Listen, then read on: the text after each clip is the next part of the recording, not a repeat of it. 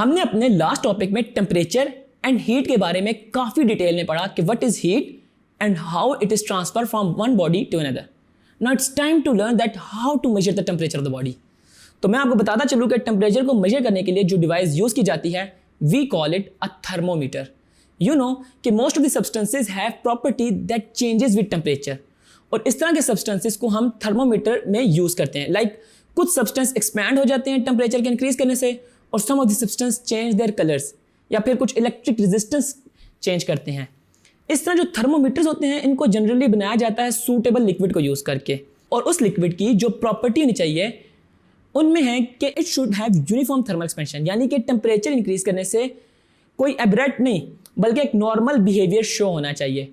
It should have low freezing point, it should have a high boiling point, it should not wet glass. It means थोड़ा thick होना चाहिए normal जो पानी होता है उससे, ठीक है जी.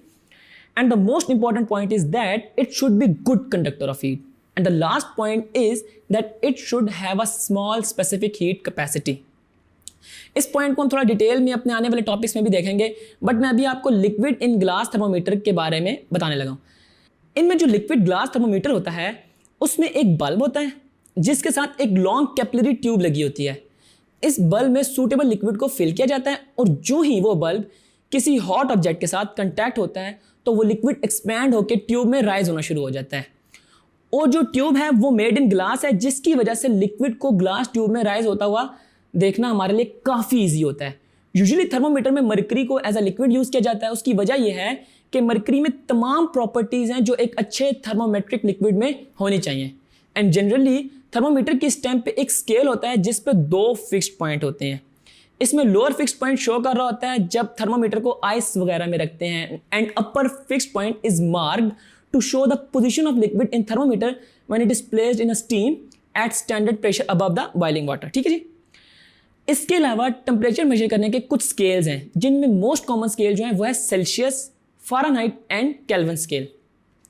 इनमें सेल्सियस स्केल जो है यूजुअली हम उससे सेंटीग्रेड स्केल भी कहते हैं, और इस स्केल को 100 इक्वल पार्ट्स में डिवाइड किया जाता है, जिसका lower fix point 0 degree Celsius को डिनोट करता है और अपर फिक्स पॉइंट जो है वो 100 डिग्री सेल्सियस को रिप्रेजेंट कर रहा होता है. इसके अलावा SI unit of temperature is kelvin, and इस स्केल को भी 100 इक्वल पार्ट्स में डिवाइड करते हैं. एंड इसमें भी सेम वही मार्किंग स्कीम है कि लोअर पॉइंट 273 केल्विन, जबकि अपर पॉइंट इसमें 373 केल्विन को शो कर रहा होता है. यानी कि चेंज इन केल्विन और चेंज इन सेंटीग्रेड एक ही टाइप के चेंज है. I mean 1 Celsius change is equal to change in 1 Kelvin. इनमें अब थर्ड टेम्परेचर मेजर करने का जो स्केल है वो है फ़ारेनहाइट. इसको 180 इक्वल पार्ट्स में डिवाइड किया जाता है. इसमें लोअर फिक्स्ड पॉइंट जो है वो 32 फ़ारेनहाइट को शो कर रहा होता है, जबकि अपर फिक्स्ड पॉइंट इसमें 212 फ़ारेनहाइट को शो कर रहा होता है. बस अब आखिरी चीज इस टॉपिक में जो रह गई है वो है conversion from one scale to another. So let's start from the easiest one, that is from Celsius to the Kelvin scale. इसमें आप केल्विन स्केल में टेम्परेचर फाइंड ऐसे कर सकते हैं कि temperature in Kelvin is equal to the 273 plus temperature in Celsius scale. Like अगर आपके पास टेम्परेचर इन सेल्सियस है 27 डिग्री सेल्सियस, ठीक है, तो इसमें 273 ऐड करें तो you get 300 degree Kelvin temperature. तो जेनेरिक फार्मूला हुआ इसका कि temperature in Kelvin is equal to 273 plus temperature in Celsius. Similarly Kelvin से सेल्सियस में कन्वर्जन भी इस तरह होती है. जिस तरह केल्विन में फाइंड करते वक्त सेल्सियस के रीडिंग में 273 ऐड करते थे, तो सेल्सियस में फाइंड करते वक्त 273 को केल्विन में से सब्ट्रैक्ट करते हैं for finding the temperature in centigrade. Like temperature in centigrade is equal to temperature in Kelvin minus 273. अब एट द एंड कन्वर्जन आती है फ्रॉम सेल्सियस टू फ़ारेनहाइट या फिर Fahrenheit to Celsius. Look, 100 division on the Celsius scale is equal to the 180 division on the Fahrenheit scale.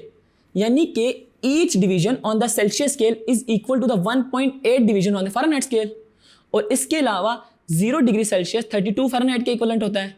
और generally जो relation है between Fahrenheit to Celsius वो है temperature in Fahrenheit is equal to 1.8 times the temperature in Celsius plus 32.